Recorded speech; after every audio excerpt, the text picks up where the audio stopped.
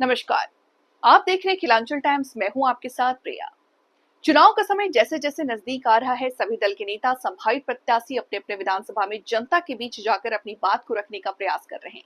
इसी कड़ी में अररिया जिले के रानीगंज विधानसभा से जनसुराज के संभावित प्रत्याशी सपना कुमारी लगातार क्षेत्र भ्रमण कर रही हैं और जनता में बदलाव लाना चाह रही हैं। पंचायत स्तर से लेकर प्रखंड स्तर तक भ्रष्टाचार का बोलबाला है। प्रशासन नाम का कोई चीज नहीं। वर्तमान समय में महिलाएं सुरक्षित नहीं। जन स्वराज से संभावित उम्मीदवार सपना कुमारी से पेश है खास बातचीत। देखिए, अभी तो हम वर्तमान में वार्ड सदस्य हैं। और कहीं न कहीं हमारी फैमिली वार्ड सदस्य मतलब पंचायत से या नगर पंचायत? नहीं, पंचायत से हैं। पंचायत। जी, रजबेली 10 नंबर वार्ड हो गया, गुड़मती पंचायत मेरा है, ठीक है। तो इसमें जैसे कि हमने फर्स्ट जब चुनाव लड़े और उसमें जो काम वार्ड सदस्य को तो अभी कुछ काम है मुखिया नहीं। का चुनाव लड़ना चाहिए था, वार्ड के बाद मुखिया फिर विधायक। जी नहीं, मतलब मुखिया के ओर से प्रत्याशी थे, तो हमको लगा कि नहीं, हम वार्ड में के मतलब हम जैसे कि बहू है वहाँ के, तो लोगों को समझे, फिर अपना चुनाव लड़े, तो बहुत ज़्यादा सपोर्ट मिला। एक बेटी की जैसे हम लोग को मतलब सपोर्ट मिला अपने वार्ड से। तो हमको लगा कि वार्ड में जब हम जीते हैं अभी वर्तमान में कोई काम नहीं, जैसे साथ निश्चय योजना तो था, वो भी हटा दिया गया है, तो वार्ड वार्ड सदस्य को मतलब कोई काम ही नहीं है। फिर हमको ऐसा लगा कि नहीं, हमें विधानसभा चुनाव लड़ना चाहिए। जैसे कि अलग-अलग राज्य में जब हम गए काम करने के लिए, तो वहाँ के विकास देखे, वहाँ से महिलाओं से मिले, मतलब हर एक चीज़ को देखते हुए तो हमको ऐसा लगा नहीं, हमारे रानीगंज में कहीं न कहीं अच्छे लीडर का आवश्यकता है और अच्छे सोच का होना चाहिए। तो हमको लगा कि ये भ्रष्टाचार, ये बदहाली जो छाए हुए हैं, इनको दूर किया जाए, इसीलिए हम मतलब विधानसभा चुनाव लड़ने का तैयारी की। जनस्वराज क्यों? जनस्वराज सबसे मतलब अभी तक जो हम पार्टी मतलब वोट किए, बहुत सारी पार्टी को भी देखे हैं, विधायक भी बने हैं, एमएलए भी बने हैं बहुत सारे। लेकिन बट हमको क्या लगा कि जो ये जनस्वराज पार्टी, जो प्रशांत किशोर जी जो मुद्दा को उठा रहे हैं, कहीं न कहीं ये हमारे बदहाली को दूर करने के लिए उठा रहे हैं। सबसे बड़ी मुद्दा आप सुने होंगे, पलायन का मुद्दा। यहाँ से लोग पलायन करते हैं, दर-दर राज्य में जाते हैं कमाने के लिए। कहीं न कहीं अपने माँ-बाप से, बाल-बच्चे से, परिवार से दूर जाते हैं। तो बहुत सारी चीज़ का सामना करना पड़ता है। तो प्रशांत किशोर जी का ये मुद्दा जो हमको शिक्षा से लेकर, स्वास्थ्य से लेकर बेरोज़गारी से लेकर, यही सब चीज़ हमको बहुत अच्छा लगा जनस्वराज पार्टी का। फिर हमने चुनाव इसी पार्टी में हमने अपना सदस्यता ग्रहण किए और फिर अपना चुनाव लड़ने का प्रयास किया। क्षेत्र में कितने पंचायत? देखिए, हमारे विधानसभा में 39 पंचायत है, 39 पंचायत है। तो गाँव टोटल मतलब अभी कैलकुलेशन मैं नहीं की हूँ, थोड़ा मुझे जानकारी है, ठीक है? 39 पंचायत। जी, 39 पंचायत।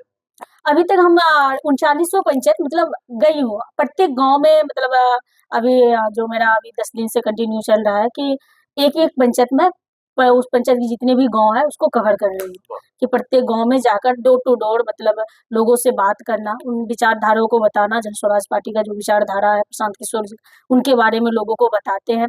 तो कहीं न कहीं लोग भी बहुत ज़्यादा मतलब ये जो एक्टिव होते हैं और हमसे जुड़ते भी हैं। क्या समस्या देखने को? समस्या देखिए, लोगों का कहना यही है कि जो मतलब अभी तक हुआ है काम, जो विकास के नाम पे काम हुआ है, वो तो हुआ ही है। बट क्या है, जो हम लोगों को चाहिए, रोज़ी-रोज़गार चाहिए, उस शिक्षा चाहिए और स्वास्थ्य चाहिए।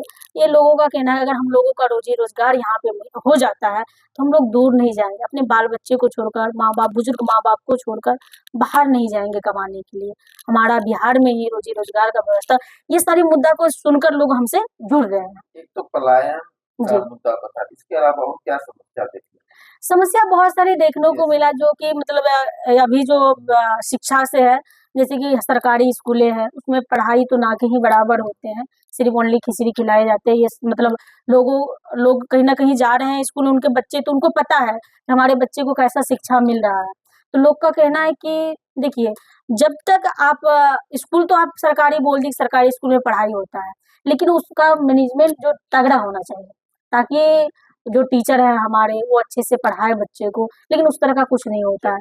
प्रशांत किशोर जी का जो कहना है कि जब हमारी सरकार बनती है, सरकारी स्कूल को उच्च गुणवत्ता शिक्षा का जब तक नहीं पहुँचा देते हैं उस लेवल तक, तब तक जो आप बच्चे को पढ़ाइएगा, उसके लिए प्रत्येक बच्चे को 1000 रुपये देंगे, पढ़ाने के लिए, शिक्षा के लिए।